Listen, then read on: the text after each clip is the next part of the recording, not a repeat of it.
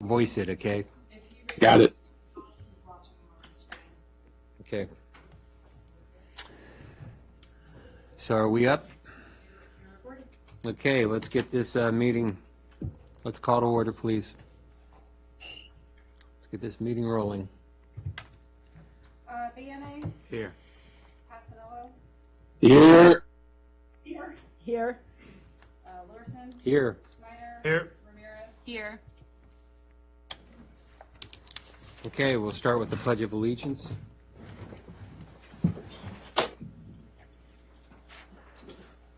I pledge allegiance to the flag of the United States of America and to the republic for which it stands, one nation, under God, indivisible, with liberty and justice for all.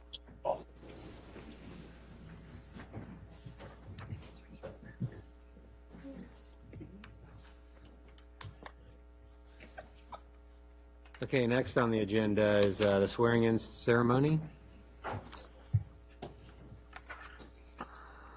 So Matt, if you want to approach, you can stand at the podium with.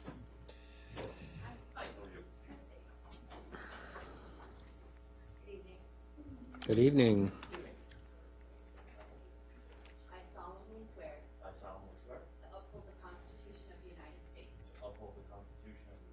the Constitution of the Commonwealth of Virginia, and to faithfully and impartially discharge all the duties incumbent upon me as a member of the Town Council for the Town of New Market, to the best of my ability. So help me God.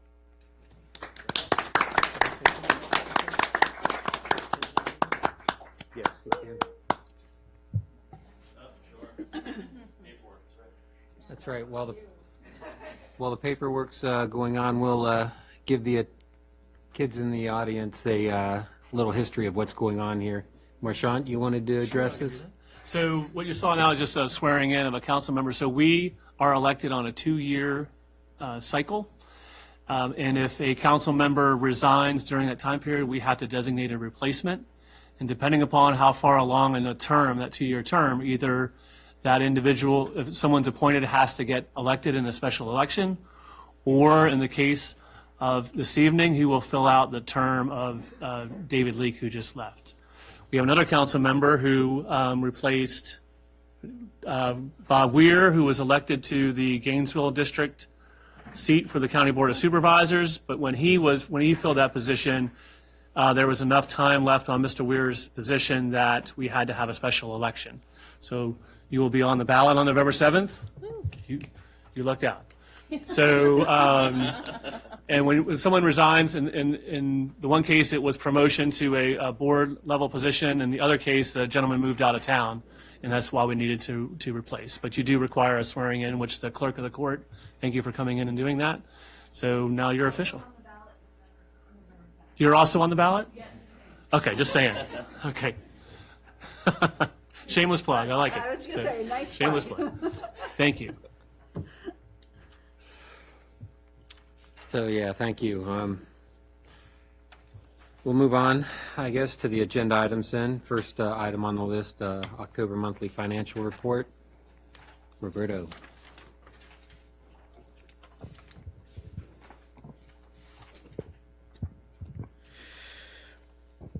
Good evening, Council. First of all, is there any questions on the financials for this month? Anyone on the dais? Yes, I have a couple questions. Yes, sir. Feel free. Page number 5, item 8110009, engineer pass-through. I see that we budgeted $0, but so far we have a expense of $13,521. So in that process during the budget, Council felt that because it's unknown how much of the projects we're going to do pass through, they did not want to send a number expectation because we also have it on the revenue side.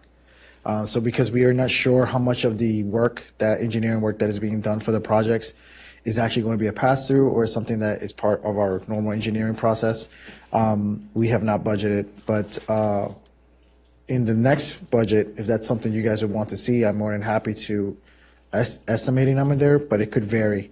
Right now, we're very project driven. A lot of the projects are coming online, so we could do it. But that is the reason why we kept it at a 0. Yeah, I mean, I would say maybe we average, take a look at the past 5 years and do some sort of an average and use that as a budget. Couldn't really do it the past 5 years because there was not, this was implemented in 2019, I believe. Prior to that, the town did not do a pass-through. We kind of absorbed all the costs. Also as well, back then, there was projects that were ongoing that require more work from the engineer. Currently, right now, this year and the following year, we will have a lot of engineering work to do, so I could give an estimate, a budgeted number, but remember, I would have to give also a revenue number that matches that pass-through number, the expenditure side. And another rationale we had is this is a way for us to track it this year to determine if our fees need to be increased or what have you. So this is actually a trial period this year to try and get this totally resolved so it is purely passed through. Okay. And also a reassessment of our fees. What Mayor said there, yes, we are going to be reviewing our fees this year during the upcoming budget season, and it also fluctuates very heavily based on what the workload is for land use development during the year. As we have some projects closing out, we won't have as many engineering pass-through fees. More questions? The only other thing is under debt service, line item 95100. Roberto, if you can take a look at makes it seem that we are already at 131%, but I think there is a calculation error there. No, so the reason why you're seeing that number off too is because we'll address it. The amendment's going to address this on the stolen check payment. If you noticed, we have nothing budget right now because we're going to move the funds over. We will address it later on in this evening, but that's what it is. The 40, okay, we're Yep, the adding 40. 45,500. Correct. We're moving 45,000 from CIP into that line item to match that payment that we're going to have to redo again. As we go on to the meeting, we'll talk about it a little bit more. Okay. All right, that's all I have. I was just going to say that line item will be addressed in a little bit. Yep. Yes, okay. Thank you. Good question. Okay, anything else? Joe? No, I was just going to say, good question. Okay. Then we'll move on, unless you have other things to address there, Roberto. Well, I'm not sure if this is the perfect time to do this, but I think so. This year, if you guys recall, when we started working on the budget, our interest, or some of the accounts, the way they're set up, we have our general operating account is set up on a general checking account with really no interest gains to it. We have our ARP funds in a premium money market account, as well as our reserve account is set up that way. As you guys can see in the revenue side this year, due to what the rates are at right now, the town is seeing substantial increases in their interest return. In the finance, I had the discussion about, we have one account, which is our escrow account, that's actually set up as a regular checking. This was due to prior years. We have not had many projects going on, but now with all the projects, the bonds are all put into the escrow account as well as the proffers. With the Van Meter proffers and the Pulte proffers coming in, the account has a substantial balance that I was going to ask council if, with your directive, if it's possible for me to ask the bank to convert that into a premium account to take advantage of the really high interest rates. Right now, it's almost at 4%. But that is something that I wanted to bring to council to get a directive, if we could go ahead and do that conversion from a regular checking account, the escrow account, into a premium money market account. And that was one of the items we wanted to talk about today. Go ahead. Maintaining a minimum amount within the specific account. Correct? So, two folds in the question. You're correct. Thank you, Vice Mayor. Well, first, so that's one part of this conversation piece today. The other part is that on our general operational account, I wanted to ask also a directive if council was okay for myself to, if we keep a certain, a minimum of $1 million in the operating account, anything excessive over $1 million, if we can move over to the premium money market reserve account. That's just going to help build up that interest as well for that account. Unfortunately, the way we operate, our operational funds, we have multiple transactions that happen that we couldn't do the premium money market account for that checking account. So there's two questions there, I guess. One is if the council with their directive, if they would be approved for me to request that conversion from a regular checking account into a premium as a money market account for the escrow. And then two would be if council will also give me the directive that as long as we have a $1 million balance on our operational funds, to move over anything excessive over that into our reserve funds, which is also set up as a premium to take advantage of the high interest returns. Marshawn? What are the limits on the money market? Are there? There's none. The closer we get to, by making this move, we'll get closer to 2 million in our reserve. If once we hit 5, it'll actually go up to a higher interest return. Okay. But in terms of early withdrawals or minimum? So the early withdrawals, another reason why these premium accounts will be set up this way is because we have a maximum of 6 withdrawals a month. Okay. So if, and that will only be in the case once we have these projects going on. The street sidewalk, as you guys recall, we plan to pay that off of the ARP funds. With that, though, we can schedule it. We'll anticipate when we should bring the money over. But in the operational account, it also could float the funds until we can move over if we hit that limit of 6 within a month. Thanks. Mary? What kind of risks are associated with the premium money market accounts? None. Just that you're tied in, that you can only do 6 transactions currently a month. Okay. But aside from that, very minimal versus what we currently have right now. We're just not receiving the interest return on it. Thank you. Anybody else? Okay, my turn then. Financial liaisons, you guys had a chance to vet this all the way through, identify what extra fees would be tacked onto this account, so what the balance, balances of what we make as opposed to what we got to pay, and the full details. So what's your recommendation? My recommendation would be yes. Joe, any input? Yes. My recommendation is to go forward to give the directive for Roberto. But this also touches on some other things. We wanted to make sure we came back to the council to discuss this in open session to get this directive. However, I think we need to take a look at the treasurer's job description, because in my estimation, this is part of his function, and it's not very clear in his job description regarding investments and doing these types of things. I think it's good to come back to the council and have that conversation.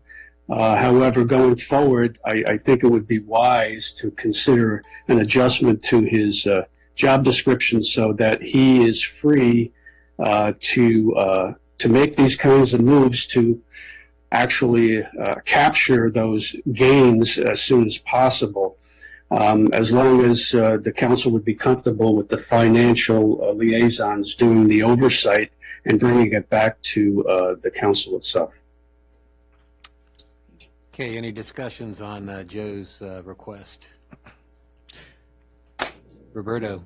One thing I did want to mention is if the directive is, if you guys were to approve that directive, go forward with it, this will be something I will add to my report, monthly report as well, to make you guys aware of how much funds have been moved over, so you guys know that the transactions are going to be very transparent with council and the public, that these funds are being moved over as it being done.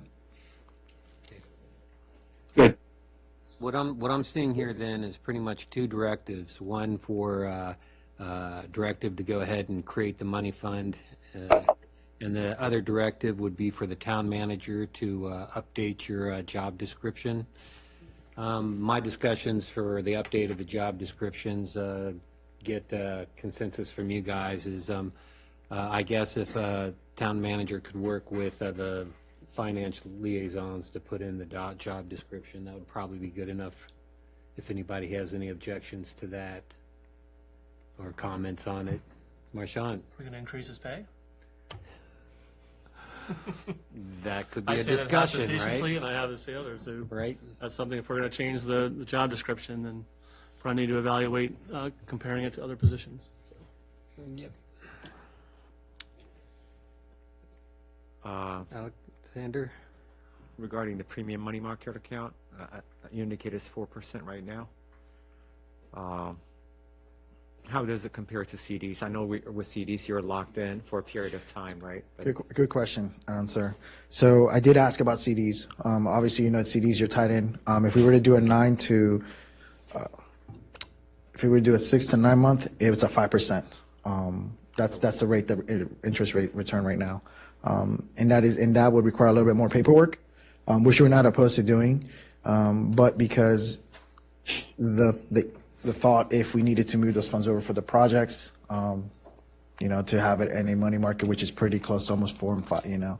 It is totally up to council, though. If that is a choice, avenue they want to go forward with, we could do that. It'll take a little bit more paperwork, but there's no issue in my end. We could do it if you wanted to. yeah, I mean, my perspective is that for any funds that we don't anticipate using for the next 9 months, 12 months, we can easily put it in a CD, right?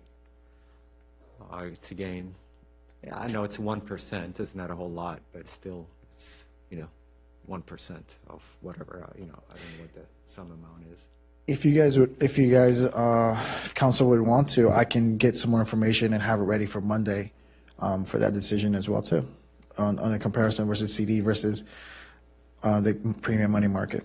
Okay. And does the premium money market, I think there was a mention of fees, cost. Is there fees or costs associated with it? There's fees. All the accounts we have, there are fees, but the interest in return outweighs the cost, the fees for them. But one thing is with CDs, there won't be any fees unless you do it early withdrawal. Correct. That's something, if I may jump in, that's something we can discuss at the next finance meeting and bring back Monday night. Okay. Thanks, Joe. No, I was just gonna say the exact same thing. We can discuss it at finance. Also, keeping in mind, it's a flexibility within your job description to move those funds without having to have a full discussion and then a directive, is what we're looking at. And you're comfortable with this responsibility? Yes, I mean, I do have to answer to all 7 of you, so yes. So, and to Alexander, that was my earlier point, was I was thinking of CDs was what was the minimum deposits and the period of time we needed to hold them. So thanks for that question. Okay, so what will be on the books next week will be the directive to move this once we get the fees and information in front of us, and also the directive to change the job title or the job responsibilities. And of course, if finance wants to assess whether this changes his role, whether there should be a pay reevaluation. Okay. We'll let you know.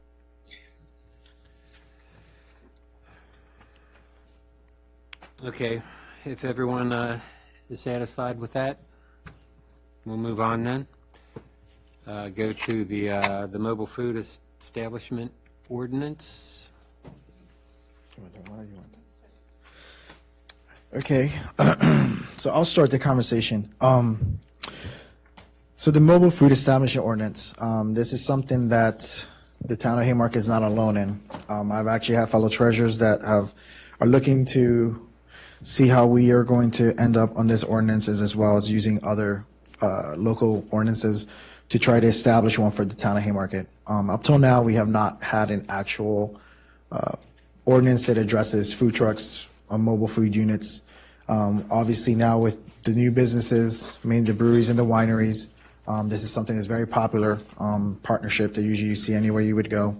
Unfortunately, right now, the way the ordinance is reading in the town code is that if a mobile food unit were to come in, they would have to pay the itinerary merchant fee, which is a $500 fee for the year. It is a pretty hefty fee. So many of them are turned away from it, or some choose to do business, but they're not in compliant with our ordinance. what this ordinance is doing is basically giving the town a little bit more of rules and set rules that we can apply to these vendors that come through. And I wanted to start having this conversation with council regarding this ordinance, as well as the expectations that what we expect from these vendors when they come through, and what requirements we would need for them to do. As of right now, we do have some vendors that I'm trying to police with the assistance of the deputy clerk, but it's a hard task to do without having some set rules that I can apply to these vendors. Some are being compliant. Some also feel like they don't want to do business here. But we're just trying to establish the rules, as well as a fee that's a little bit more accommodating to their type of business. And that's why I'm bringing forward with you guys this food establishment ordinance. And just so you guys are aware, I did reach out to the town attorney for samples of other jurisdictions. So there's the city of Alexander, city of Fairfax, Winchester, and Dumfries. And what we did is I pretty much tried to take bits and pieces of things that would apply to our town with the size of our town versus those bigger cities and counties. So it's a combination. And the hope is to be able to discuss this with council and come to a conclusion where we have a final draft that we could submit to the town attorney to review and give the final blessing for. Okay. Since we didn't really have a chance to see this, since it wasn't in our packet, plus it's kind of blind to the audience right now, I guess we can ask a few questions, but of course this will have to be kicked down the road a little bit. One question I have is, a lot of times these type of mobile trucks and vendors, they're more seasonal. So I don't see what kind of licensing fees, if maybe there needs to be some type of seasonal license fee, which would actually reduce instead of it being 500. Do you see anything like that possible, or? I think that this is actually, I know that in certain areas it seems more seasonal, but we have seen a lot of food trucks that are more year-round in our area of recent. A lot of the breweries right through the cold winter months will bring in people who do more of the warm food options, but they are still utilizing the food trucks in our area. Because I know one incentive we have, of course, is once we can track these trucks, we can at least enforce the added 4% food meals tax revenue. So, is it a bang for the buck to reduce it, to at least be able to capture that revenue? Because I doubt we're capturing that revenue right now, are we? So as of right now, there have been a few vendors that have complied. They've actually started to come in, very minimal versus what obviously our brick and mortar restaurants are, but yet they are compliant. What we're doing now with the assistance of the deputy clerk is that once these businesses are compliant with us, we send out a mass email to the vendors, the 3 vendors here in town that would most likely use them. And they actually have been using them. They actually have been coming back because they're more on a schedule basis now. That license is good for the whole year. It's just it will follow the BPOL schedule that every April 30th, by April 30th, they need to renew it.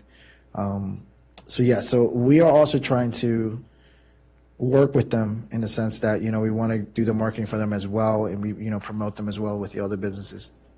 And we are taking the itinerant merchant fee of $500, and we are significantly reducing that with this new ordinance. So we do find that we're reducing the fee and we're making it more acceptable and welcoming to some of the food trucks to come in and be part of our community, but still making it fair and justifiable to our restaurants when they ask, why are you making it so easy for them? Why are you not thinking about us? So we are trying to dance the delicate line of what works for our restaurants and those who have a brick and mortar and are paying rent and all of those items that come with either owning a building or renting the building, while also trying to welcome in food trucks because they are so popular for our community and the area and region around us and the types of businesses they support, such as the breweries and the wineries. So we have really talked about it a lot, I think in great detail.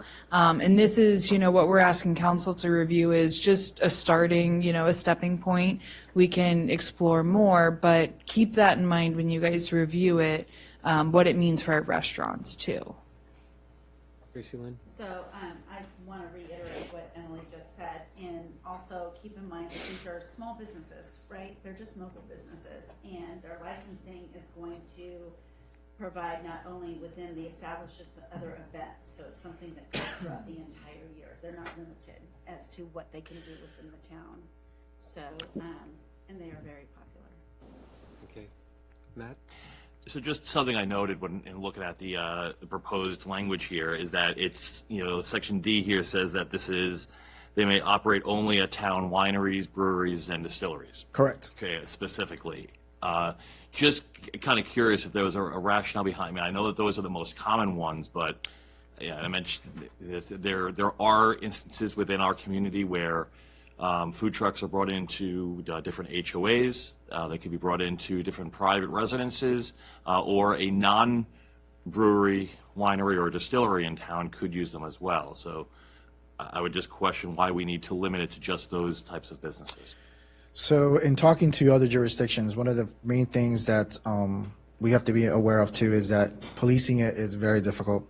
And the way it's written right now, we really have no parameters as to when and where a food truck is set up. This is why we're strictly making it to just the winery breweries, because they're really the customer base. They're really the ones that look for these type of businesses to help their partnership. The partnership helps both of them. As far as private residents, usually those are under the catering. And if it's not being sold, I mean, if you were to have it at the HOA usually would pay for the service to give the food out free to who the guest is. So in essence, the HOA is paying that. It's more of a catering service. Technically, would they need to pay the 4% meals tax? Yes. But that's something that we need to also review, because we have noticed too with new businesses coming through that there is a permit process for events that people need to be aware of that the town does hold. I'm not sure if people are not aware that there is a process when you're holding events within town, that we have to go to the zoning administrator, who is also our town manager. But for this purpose, the reason why this was created is because we've only seen this big increase in these mobile units because of the winery and breweries, and it kind of follows suits with the city of Fairfax, Winchester, where they're very specific as well as to where they can use the trucks. I guess my concern is, somebody, it would feel singled out. A certain type of business might feel singled out, or that the brewery decides to go and partner with the business next door that's not a winery or distillery, and says, "Why don't you guys get the food truck for us instead?" Therefore, you can circumvent the ordinance. That would be a concern that I would have. Hand up. Joe? I have my hand up. Could you see it, Ken? Yep, your turn. Oh, all right. I'm going to agree with Matt. I think that limiting this may in fact look somewhat like a targeting, Roberto. But I mean, that's certainly something we can look at. We certainly want to make sure that this is a complementary effort for some of those businesses, and we don't want to infringe on that. But overall, I think it's important to have this because it's really an enforcement mechanism that now has some teeth that the zoning administrator and the treasurer can employ. It levels the playing field for our restaurants. So obviously, it's an issue. I'm not sure how big an issue. It doesn't sound like it's a big issue, but enough of an issue where we have to do something. And I'm glad, Roberto, that you benchmarked with other communities. There are a lot of lessons to be learned from them. So I think it's something I'm going to have to read. I haven't really read it yet, but I certainly have a conversation next week a little bit more about it. But I think it's going in the right direction from what I hear. Tracy Lynn? Yep. So without having read it, and I apologize, just to make note that there's a partnership within the businesses that have food trucks where that compliance and liability lies. So as a business, I bring in a food truck. It's their job to understand what our town requires. It's also the business that has employed them to tell them what is necessary for the town. Yeah, so to not get into too much, the reason why we're also doing this is, for this example, town of Warrenton, they do not allow food trucks because the policing of it and just they don't have the manpower to do so. One of the things what we're trying to do is also make it, if it's going to be a partnership, then it should be kind of equal in the sense where this, once you read, you'll see that not only will the mobile food unit have to apply for the license, the permitting, but then say the hosting business would also need to apply for the permit to let the town know that, okay, this is where they're going to be.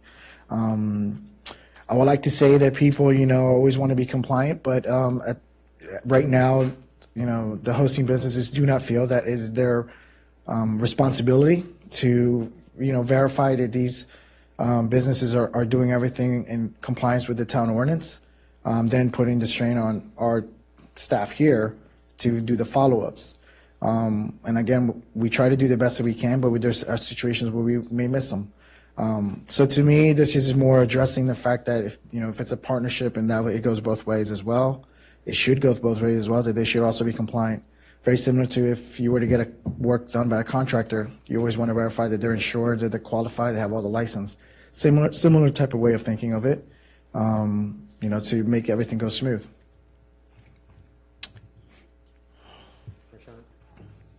I apologize if you answered this question before, but for the farmer's market, we have food vendors there, mobile food trucks there. They're covered under a different provision of the ordinance. It is a town event. Okay.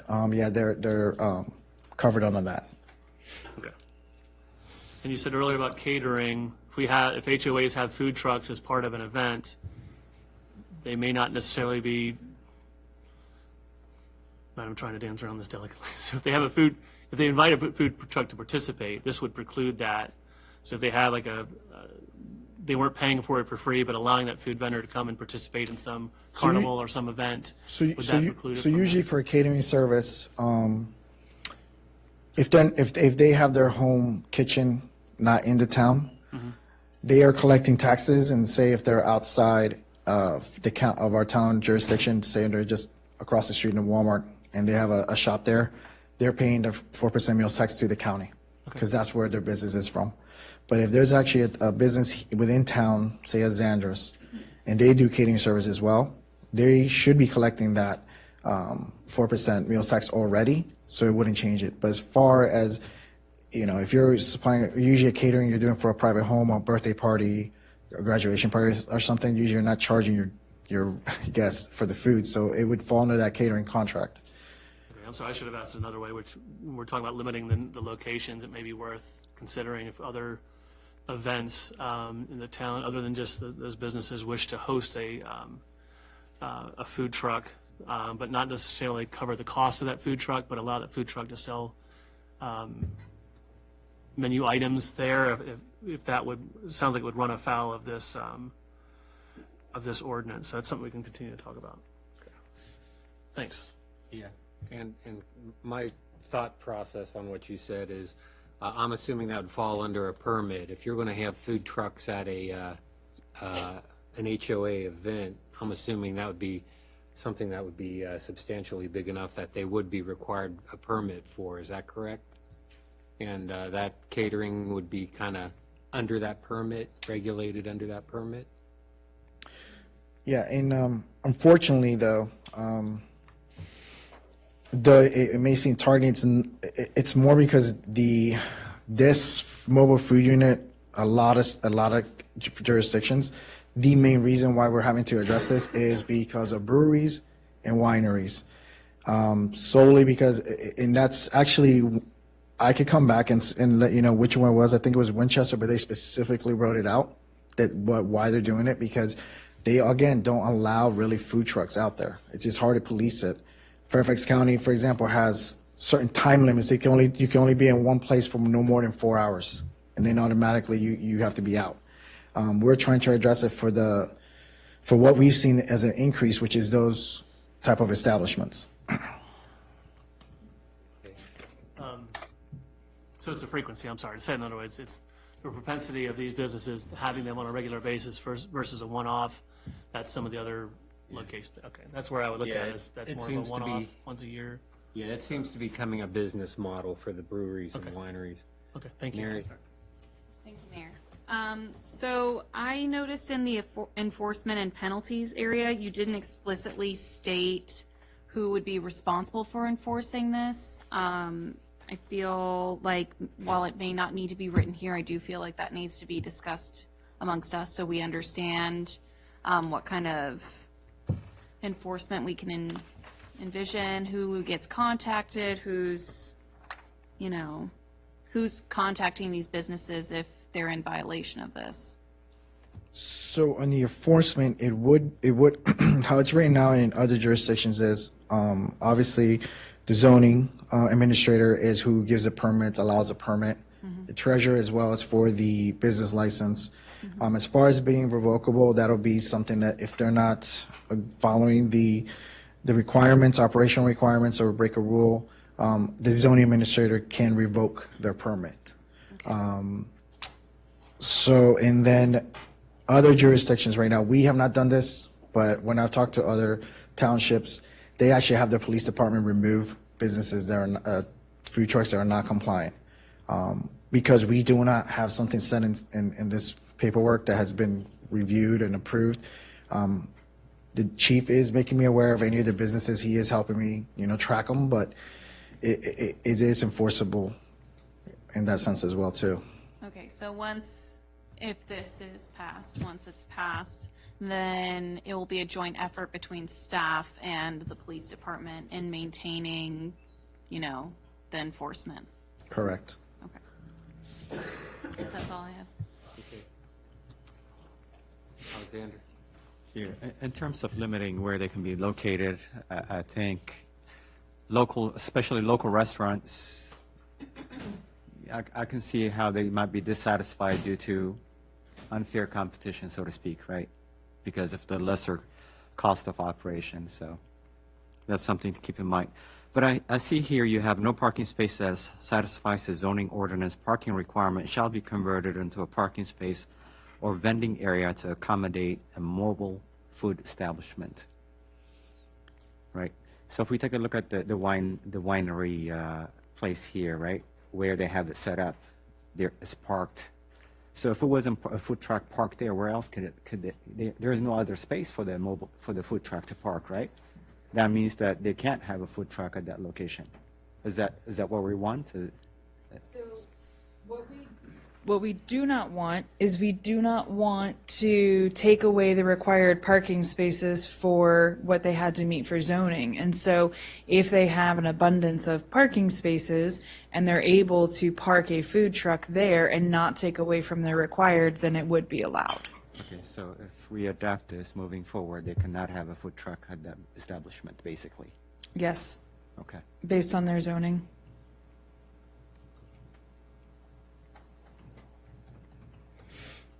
Anybody else? Any ending comments, Roberto? No, I appreciate the time you guys are taking this. I hope you guys can take back and definitely bring me back some questions, email me back some questions. My goal would be, for an ordinance like this, we would have to hold a public hearing whenever council feels that, it's something they want to move forward with, a final document that they want to move forward with.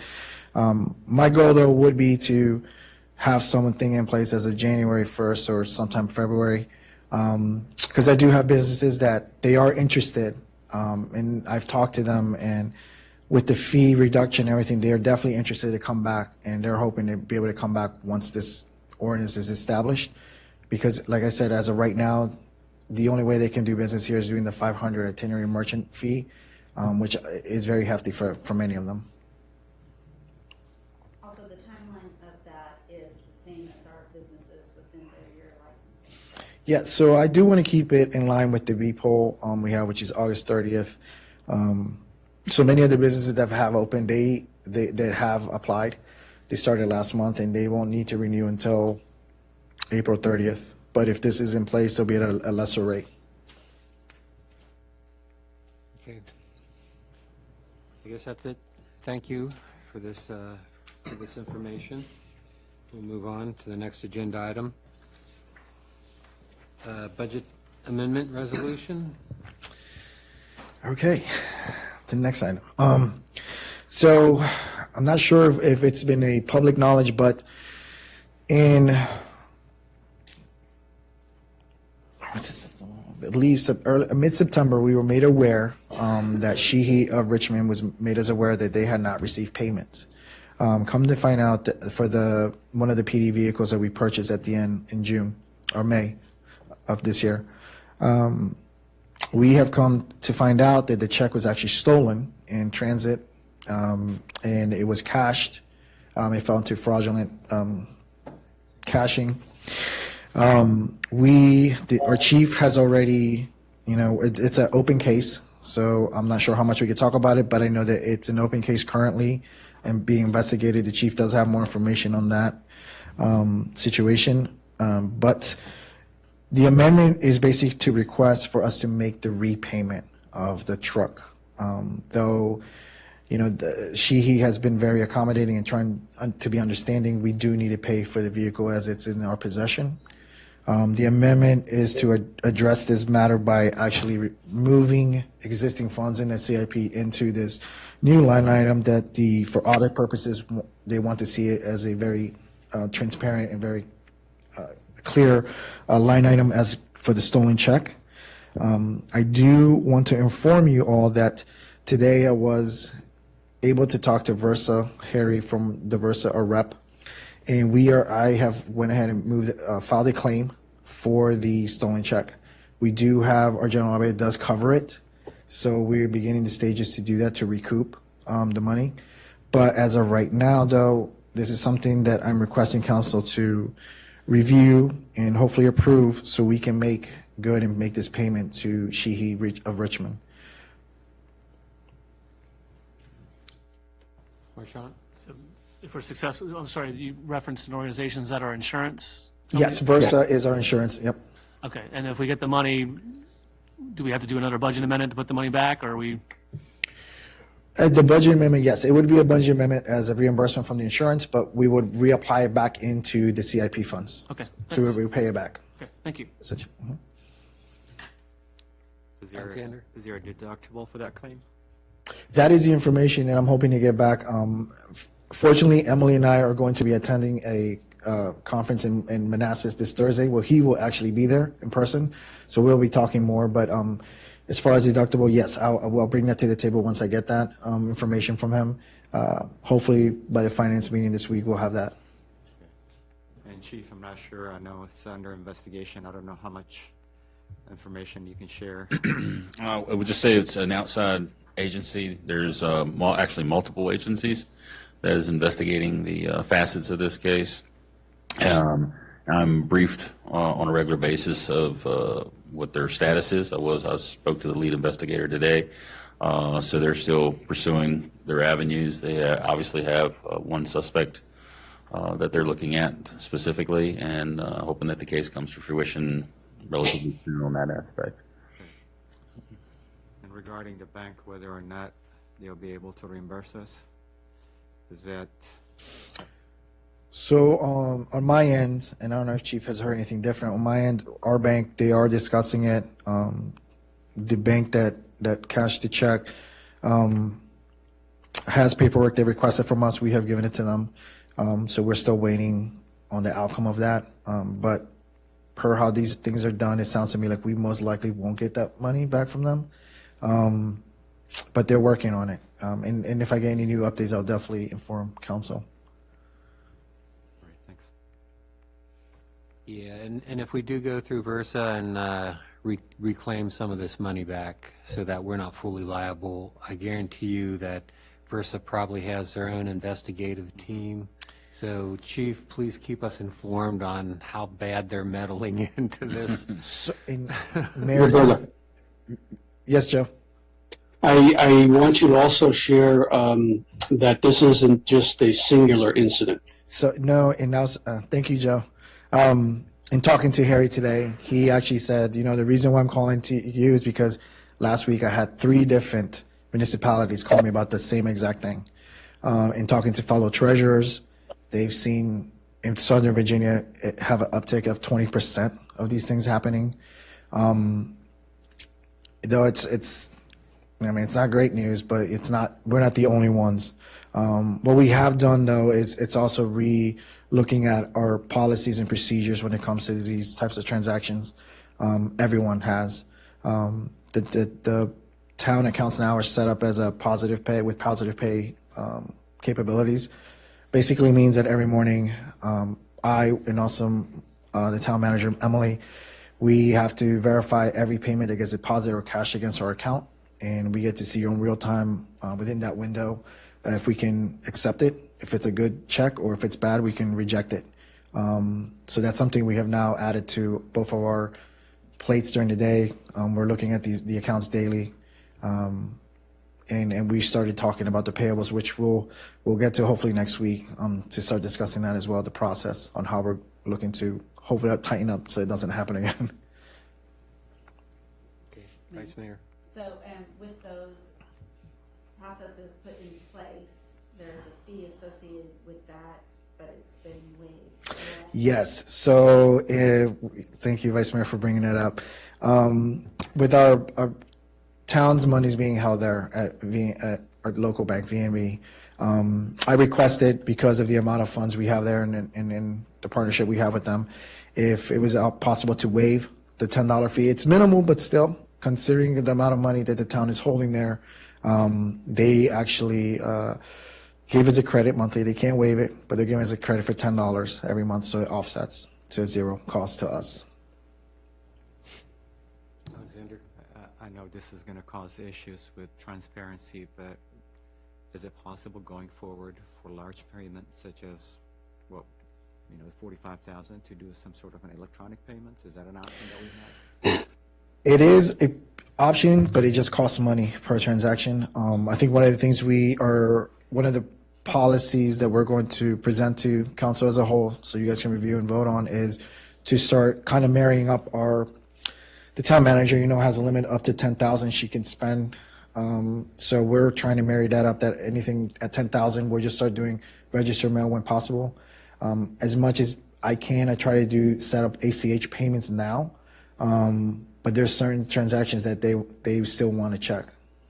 But we will look into that as well, all options. Joe has his hand up. Okay, Joe, go ahead. No, I appreciate this conversation. I think it's important, and Roberto is spot on. We're certainly going to be looking at the policies and procedures and to tighten that up so this doesn't happen again. And just from my perspective, and I think Vice Mayor would agree, we would recommend we move forward with this on Monday night, pay this requirement, and we will work hard to recuperate as much as possible, either through the insurance or other means. I just wanted to also make note that we have taken precautions in lesser dollar amounts to make certain that we are, it really was unfortunate, but it has made us look at all things. So we put other things into place. And we as in the liaisons, right? Yes. Okay. Anyone else? Okay, thank you, Roberto. Thank you. Moving on to the military banner program. I'll give a little background to start us off. Yes. So the military banner program was done by one of our local scouts for his Eagle Scout project several years back. And what we did was we worked with him. He found veterans in our area who were interested in their families purchasing a military banner. We, the town, worked with him and the company that was identified, and the family purchased the banners for a fee, and then the town maintained them and put them up on our streetlights and took them down. We still take care of putting them up and taking them down. However, we never developed a full maintenance program, if you will, for these banners. So what we did not necessarily foresee happening in the beginning was that the summer heat would melt the material that was being used, and it would melt it to the poles, and then it was difficult in some areas to get these banners off of there. So we have had a couple that have been damaged just based on our weather and sitting in the sunlight all day roasting when we put them up for Memorial Day timeframe. And so we do have some of these families who reach out and they ask us, where's their banner that they've purchased? Why is it not hanging up? And up until this point, we don't have a designated budget to replace these. It was something that was purchased by the family. Some of the families feel strongly that we, the town, should be responsible for replacing them. But they do run, when we were working on it, they were about $75 a piece.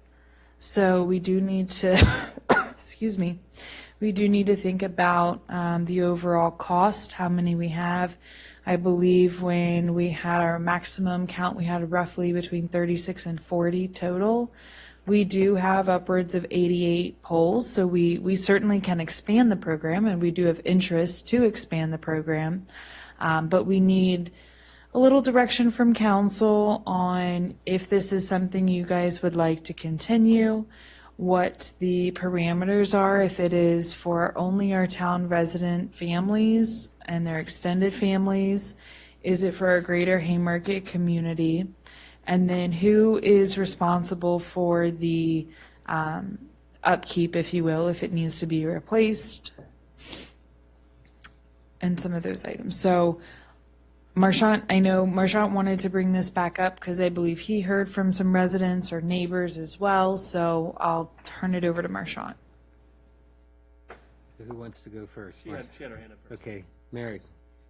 Thanks, Emily, for bringing this back up, and Marchant as well. I think that this is a great program. I do think it's important to put on record that the town does offer some sort of maintenance in it, not just in taking them up, taking them down, that financial obligation that comes with that, but also the storage of it. And, you know, it's a lot of time and effort to be put in there. And I know that our maintenance person, Matt, has worked really hard on making the banner pole things really sturdy, which again has been an expense not only in money but time. So while I understand that this is a program sponsored by the town, I would be hesitant to create a program in which we replace these things that families have already purchased. I think that we do offer maintenance in some way, shape, or form already. So if it is important for them, we can return the damaged one to them, or they can pay for a new one. We can keep their contact information maybe. But I do kind of think that it's important to be transparent in what we do to support this program already. And real quick point to add, some have picked them up and some have purchased new ones to replace them. But when the program was turned over to us, we did not receive all of the contact information. So for those who might be listening, or if you have neighbors or friends who have a banner and have said it's gone missing, encourage them to reach out to us, because we did not necessarily get first, last name, and phone numbers for everybody of how to get in touch with them. Well, I was just going to comment on that. If I can contact the scout who ran this program initially, because I do know him and his family very well. And I signed his Eagle Scout application, so I can I can contact them to see if they have any paperwork left over from that time. Okay. Joe, you'll be after Vice Mayor. Vice Mayor? No. Is the cost of the banners still the same? Like, the program was initiated how long ago, and what are the economic increases in cost of replacement? I believe it was 2018 when it was first done. I will have to reach back out to the company based out of Florida. The last time that we had one ordered was probably early 2022, late 2021, and they still honored the previous price. So they were very good and worked with us to honor what we had prior. but I do believe they stated that we would need to, and we would need to let them know if we want to start a new program, so we can still do the same banner, same mock-up, but just start new sales, and that price would increase. Okay, and what you're actually asking for from us is a directive of outlining a maintenance program moving forward. Yes, and essentially, right to the chase is, does the town want to be responsible for replacing them when they're damaged? Or do you want to have it in the agreement that the person who purchases it is responsible for replacement, even if it got damaged the first day it was put up? That's what we have to think about. Yep. Anybody else before I speak? Joe, and then I have some Joe? comments as well. Yeah, I think it's important. I think Mary made a very good point, if that's who I heard. I think it's really important that we understand all the costs associated with the program. So I think that's a little bit more of a longer term decision where we need to gather and collect all the inputs to what those costs might be before we make an informed decision. I can tell you the costs definitely will go up because in my former hometown up in New York and Connecticut, we bought a banner for my dad, and that cost is probably, I think it was $125 this year. So it's gone up significantly from when the program was first established here in town. The other thing is, though, in the short term, my question more is about when we're going to be putting up these banners before Veterans Day. That is on Mr. Matt Burrow's list for to do this week and next week. So they will be put up, and they will be up before Veterans Day, and they will stay up until Thanksgiving week. Excellent. Thank you, Emily. You're welcome. And the American flags will also go up, Joe. Excellent. Marchand's been waiting, so we'll have Marchand get a turn, and then I think we got Alexander and Madigan. So the two, we have up Memorial Day and Veterans Day. Is there any other time period during the year we have them up? That is it. 4th of July? No. Okay. 4th of July, that's right. Originally leaving them up, we would put them up in May when we had a contractor putting them up. We'd put them up in May, leave them up for Memorial Day, and then take them back down after 4th of July. But that's when we really noticed that they were melting onto the light poles, and we just were not able to sustain leaving them up for a month and a half. They are instead of being a canvas, they are PVC print. So the idea, I had a neighbor who had asked me to inquire about doing this. So the purpose of bringing this up was to talk first, is this a program we wish to support? The costs are important, but I think if we value this, then we can figure out how to make it happen. So the way I look at it is we've determined the 2 points of the year that we'll do it. Criteria to qualify. I'm sorry, let me back up a second. It'd be interesting if we could have staff come back with sort of some general parameters of what it might take. When we first started this, that just wasn't a question. The first time the Eagle Scout did it, I guess Shelley was monitoring at the time.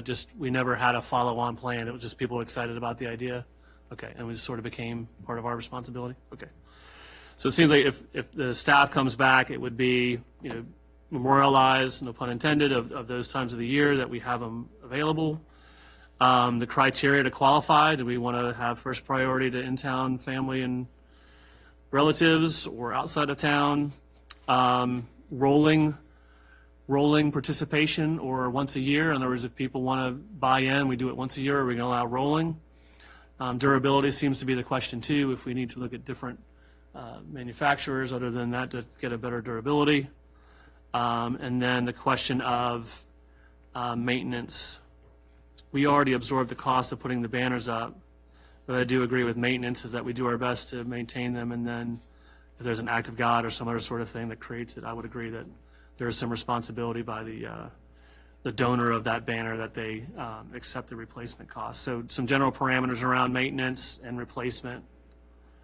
Does that make sense for the general parameters of what that policy would be? Okay. Okay. Yep. Emily, any questions on that or anything? Okay. Thank you. Alexander, you were next on the list. Okay. Emily, earlier you mentioned an agreement. Was there an agreement from back in 2018? Not to my knowledge. What it was It was a free-for-all. filled out an application, And on their application, they stated the branch of military, all of the information for the veteran. They probably had their billing address, and that was pretty much it. And Matt, you had a comment? Yeah, that's a comment. I'll follow up there. I had something to do with this program when it was kind of put in, and I will say it was almost a 2-week type of fast effort, for this scout working with the town to try to say, let's see how many we can get sold, so that he could get his Eagle project done. But it was not. I mean, I remember it was done kind of in a real fast, kind of frankly haphazard way. Not this scout was worthy. He did a lot of great work on it, but it was done quickly. I think what I was going to say was what Marchand said. I think we just need to have, I love this program. I love seeing those banners come up. I like seeing, I've seen it in other towns as well. And, Joe, in the same area where you saw probably the same towns maybe. But I do think this is a fantastic program. I would love to see something where we can continue it. But again, in the spirit of transparency, I think we also need to make sure that we have a real solid policy and contract in place with the people that are buying, so that they know that if it's damaged, you're going to have to replace it or choose not to, and make that decision. And I know in some other communities, the American Legion or other community organizations will run these programs. I do know that we have a new chartered American Legion here, very local to us, so I can always reach out and ask if they're if there's a interest in even supporting the program, or helping us get the word out there. But if they're willing to take it on, that could also be a different avenue as well. Or even supplement the funding to reduce Yeah, the cost 'cause- to the participants. Right, they might hear about, it's going to cost this much to replace it. They might want to help offset that. Okay, Mary? Thanks, Mayor. So do we have somebody who's going to work with staff to create this tentative plan to present to council for a vote, to flesh out these details? And then my other thought just left me, but that's my main concern, is how will we, because I feel like we've discussed this before and at great length. However, it kind of just got side-tabled, and I would like us to get something in motion, because I do know a lot of people that would probably want to enroll again if we decided to do it. And also, I'm sorry, my thought just came back to me, as far as sending this program out,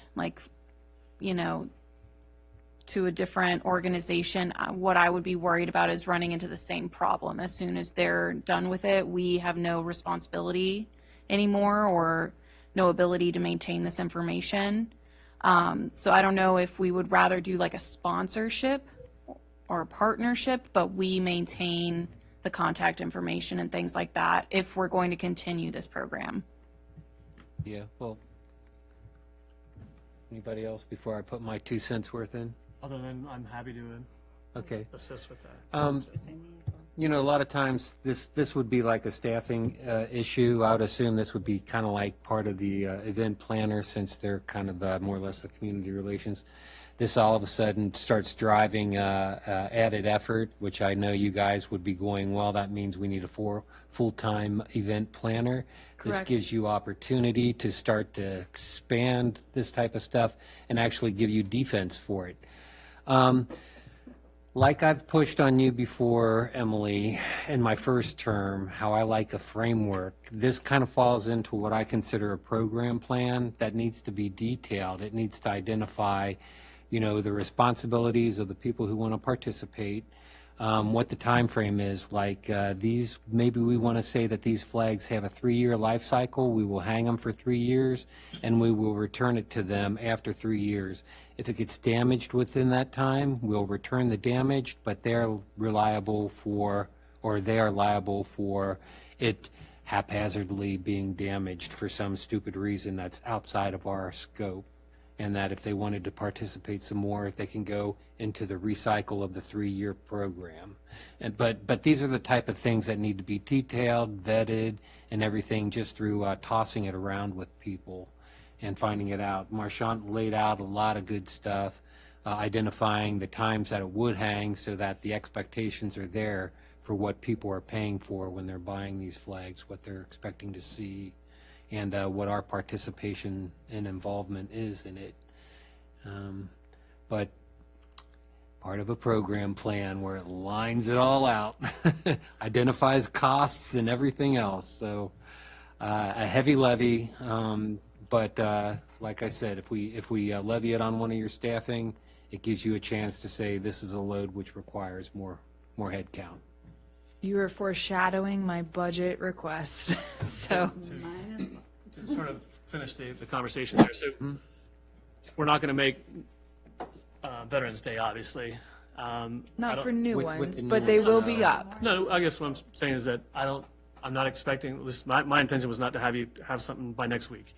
Maybe the turn of the year, if you can put together sort of the plan, I can work with you to do that. But although there is some time is of the essence, I don't know that this needs to be done immediately unless you have capacity to do it, so. Not right now, I do not. so- This would be probably something we work on around January, getting it fleshed out completely, so that if we want to order, that could go live possibly March 1st, get some orders in, cut it off by the end of the month, and then have them here for Memorial Day. So that would be my timeline for this. Right now I don't have bandwidth for taking this on before the end of the year with the RFP coming to a close Friday. We have some other big ticket items. Understood. And all the events, holiday events and stuff. Yeah. Also putting my hat in the ring to participate in that Okay. program and the outlining and what that might look like. Okay, thank you. Okay, we good? Everybody happy? Okay, we'll move on then. Chesapeake Bay Preservation Act updates. Good evening, council. Just a brief background. We haven't really reviewed these items, at least on the council level, since October 2022. So just as a brief rehashing of the Chesapeake Bay Act requirements and the compliance review that we're undergoing. The 1988 Chesapeake Bay Preservation Act requires that municipalities and jurisdictions have certain zoning text, comprehensive plan text that ensures preservation of the environmental resources that we have. In a compliance review that was performed between 2021 and 2022, there were a few items that our local programs coordinator from the Virginia DEQ found lacking. So we, as town staff, have provided a few updates. Just for the sake of transparency, I'll list out again what we have completed that fulfills these outstanding obligations from Virginia DEQ. Examples being a yearly report that we are working to comply with DEQ requirements, tracking septic systems within the town, which there are very few now, and ensuring those are cared for and there's no contamination in Haymarket, and just other items such as that. What I've presented to you tonight are 3 items that I've brought before the Planning Commission over the past year in 2023, starting on packet page 10. One is a text amendment for the comprehensive plan, updating a narrative about soil erosion hazards. And there's an accompanying map, which, while not part of the compliance review, was necessary as it was a shoe to drop. If I'm to have the text accurate, the map needs to be accurate as well. And then there was never a resource protection area map in the Haymarket Comprehensive Plan, and I provided one for the council's review as well. Okay, Marchand. I apologize if you mentioned this earlier. This came before us once already, hadn't it? I believe zoning text amendments came before you, but not the. With the Chest Bay? Okay, I thought we had Yes. visited something similar to this. So an example, one of the other requirements was zoning text amendment, making sure that we have okay. the plat requirements. Gotcha. One in the approval and submission requirements, and also in the subdivision ordinance. Okay. And so we've passed those. There's one more that needs to be codified, but otherwise we are set on that obligation. Great, thank you. Okay, Joe. Yes, thank you, Mr. Mayor. Hey, Thomas, as I said earlier today, I think this is a very good report for someone who's environmentally challenged like myself. It's pretty clear, and I really appreciate how you did it. I do have one question for you in the bolded area, the yellow on page 11. packet page 11. I think it's the last sentence in that bolded area. Yes. And I'm not sure what this means, so maybe you can explain it a little bit more. You say here, or the edit says, the town should carry out soil surveys on RMA lands and all remaining empty parcels to assess existing soil conditions.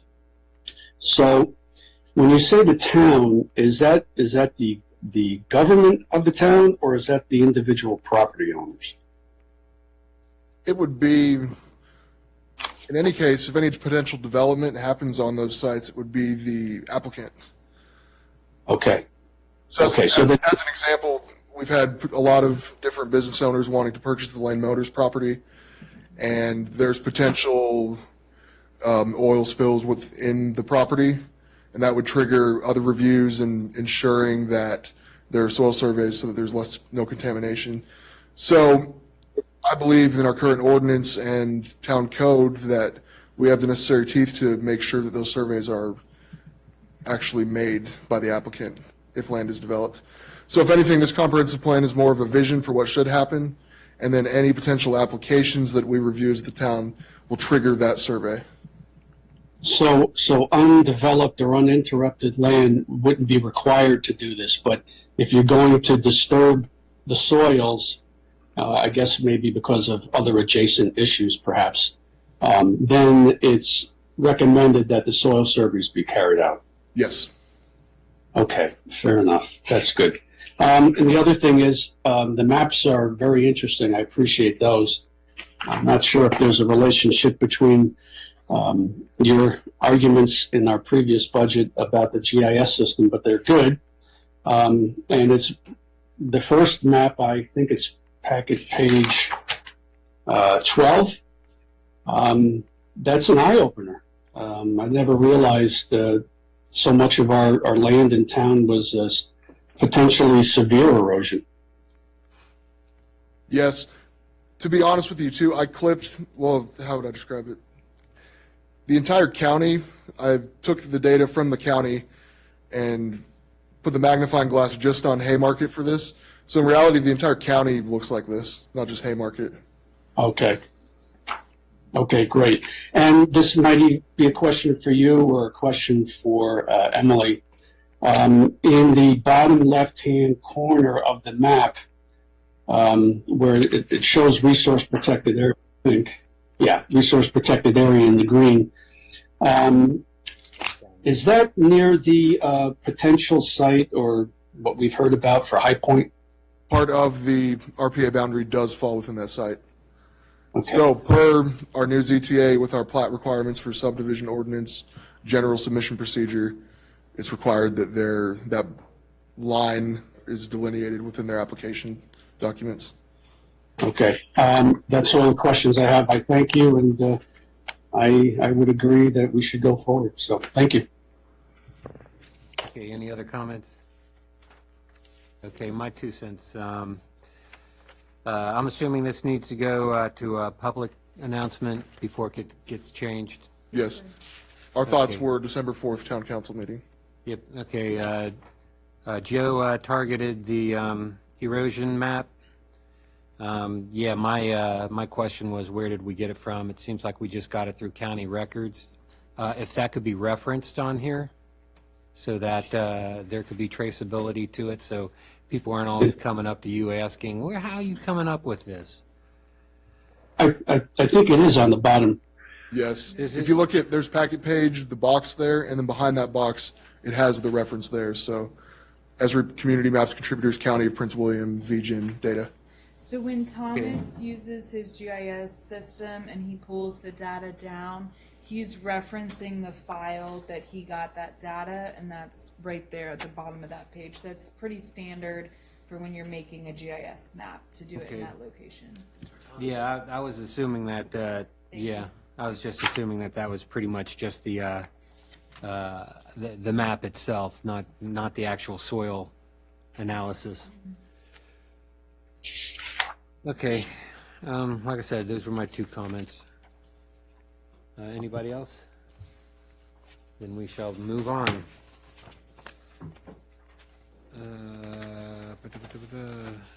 Board of Zoning Appeals vacancy. I wonder who created that problem. Sorry. Sorry, not sorry.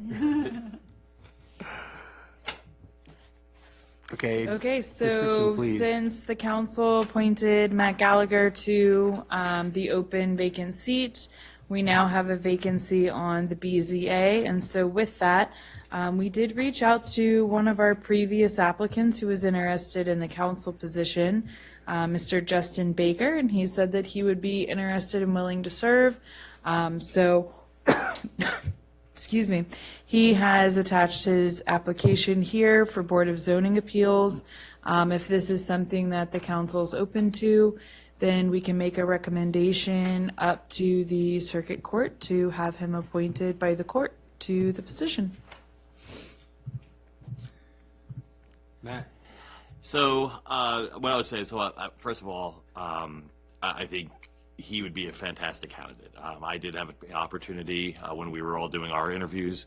We were all doing a little get-to-know-you session out here ourselves, and I can't emphasize enough the talented people that were very interested in serving. I think he'd be fantastic. I will exercise kind of two cautions, and just for this kind of comes from my experience on the BZA. Number one, get him trained immediately. And I think I probably can't see Joe right now, but I'm going to guess right now that he is nodding his head emphatically. Get him, Yes. because we meet too infrequently to kind of really, be in the mindset of everything that, be up to date and everything. So I would say we just need to make sure that he is trained, because otherwise it can be a very frustrating body to be on. The second thing is, though, this is going to be an unusual one. This is a gentleman, I think, that really wants to serve in some capacity. I think he wants to be regularly involved. And I would be concerned if, we ask him to be involved in something and then there's nothing that, fortunately, goes before the BZA for several years, which is a good thing. But I would say that we want to keep him on a short list of, if something came available on, on a planning commission or an ARB or a town council. I think somebody mentioned that night when we did the interviews that we want to have a good bench, or that we had a nice bench. I want to make sure that we don't just relegate somebody to BZA, frankly, and then forget about them, because I think there's some fantastic people that are currently on there as well that would be an asset to the town in a lot of different capacities. Mr. Mayor. Are you done? I am. Yes, Joe, you have the floor. Thank you. Again, Matt beat me to the punch on this one. I couldn't agree more with him. My concern would be burying him on the BZA, although, I mean, it's a good start for anybody. I think it's a great idea. And absolutely training is essential for that position, as we all know. But if there is an opportunity for another board or committee, I would certainly look for him to go there first. If there's not, then the BZA would be a good start. We can get him trained. He won't lose anything. That will help anyway if an opportunity presents itself, whether with the ARB or with planning, or perhaps next year if he decides to run for council. So, Matt, you're spot on. I agree with you 100% in your assessment, and I think he would be a very good candidate. Before I take the floor from you, Joe, I know you're the person of process, so feedback on process for the appointment evaluation? I'm sorry. You want me to speak to it? Yeah, go ahead. Okay, I'll do that after comments. I got the Vice Mayor. I was just going to say I concur with everybody's statements. Also remember that there is an election this upcoming year. Mic on. And, thank you. I was concurring with everybody's statements. There's an upcoming election. There's always an opportunity to run for council, but I thought he was amazing. So I did want to ask that. So we do not have the minimum staffing necessary to the BZA right now. Okay. Correct. Okay. So I think out of necessity, we need to list, I'd hate to just put them there temporarily, but I think we need to at least get it staffed so that if we do have an assessment or do have an application come in, we're able to respond. And there's other opportunities, I think that's fine. But I think you were going to go where I was about to go. We interviewed candidates for council. Is that because we had more applicants than positions? And so we would not go through the same, and we've already interviewed Justin, so we would not necessitate interviewing again? Is that where you're going? Yeah, first of all, question to staff, has this position been advertised?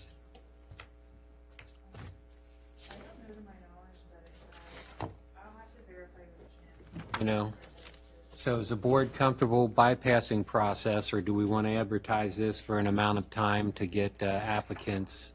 And then do we want to, just like we did with him with the other position, do a closed session interview with these other applicants, if there are any other applicants? And this is what I meant by process, Joe, so definitely want some feedback from you on that. Yeah. Well, I would think that would be the prudent thing to do and consistent thing to do. We started that a while back.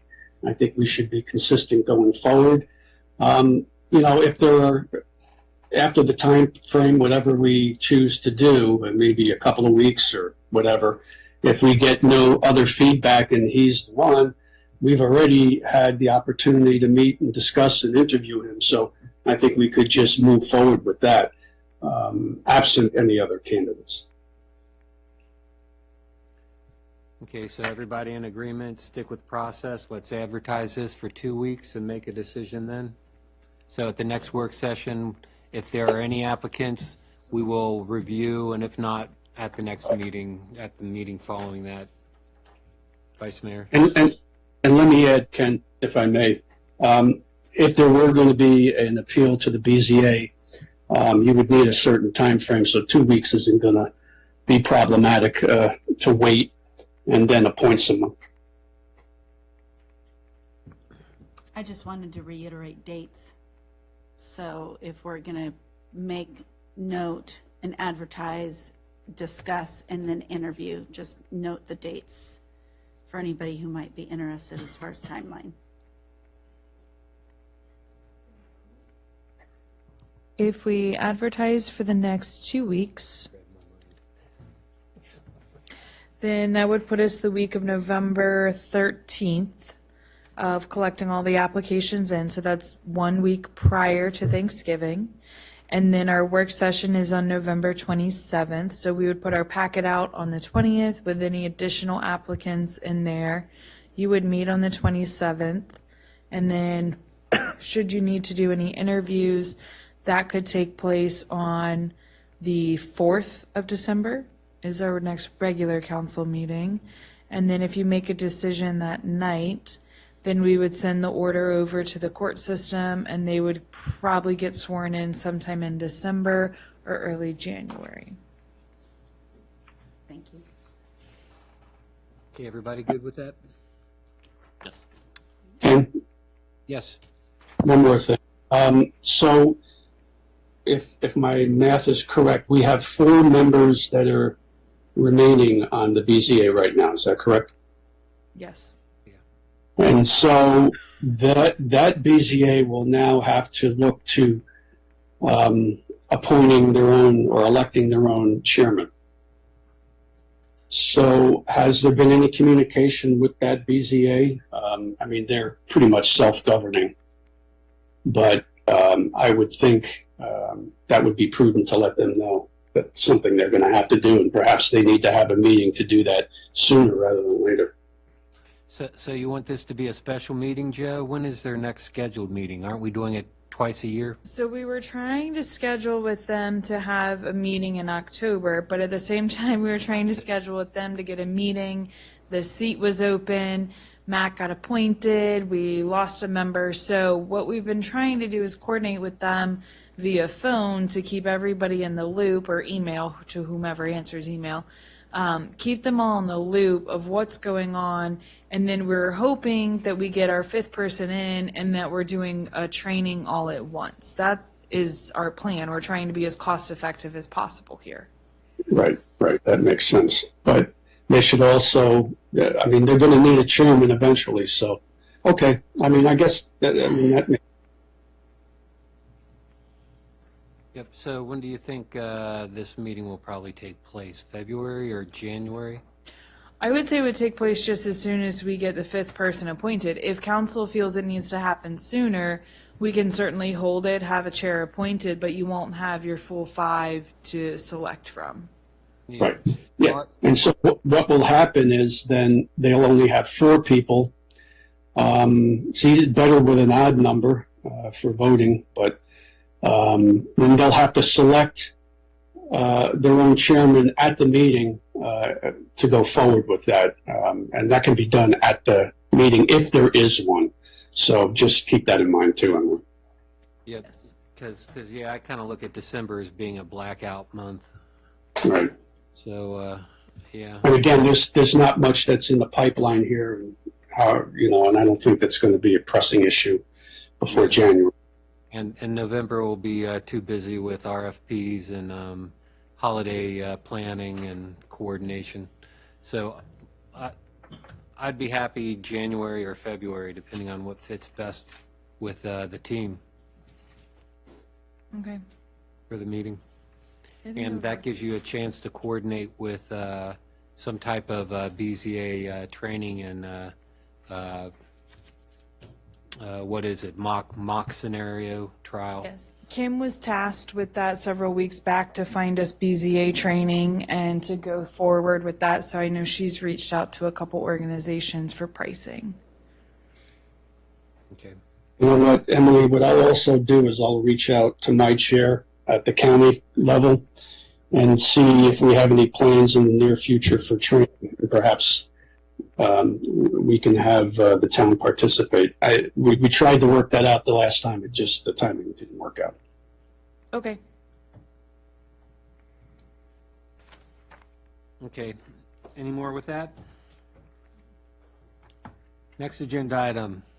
Who's quick? Who's quick? Move to adjourn. I second. Got a motion and a second, and all in favor, say aye. Aye. All right. Meeting adjourned.